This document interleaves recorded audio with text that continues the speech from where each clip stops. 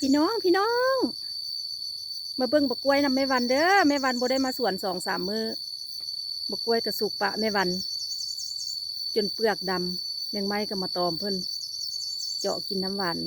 บักกล้วยสุกคาเครือนี่หวานเด้อพี่น้องเอ้ยนี่มันบักกล้วยน้ำว้า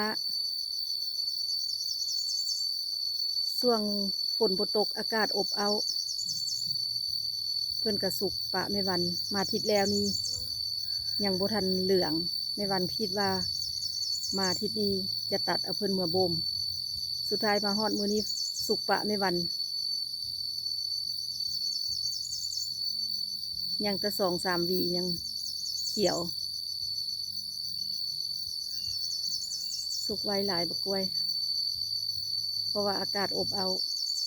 บักกล้วยน้ำว้านี่มีสรรพคุณต่อสุขภาพผู้ใดเป็นกระเพาะเนาะกินแล้วก็ดีต่อกระเพาะที่ว่ากรดไหลย้อนเนาะ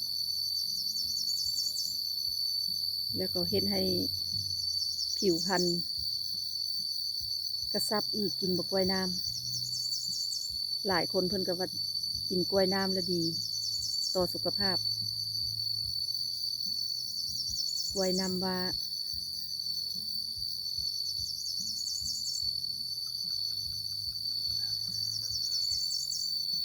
บาย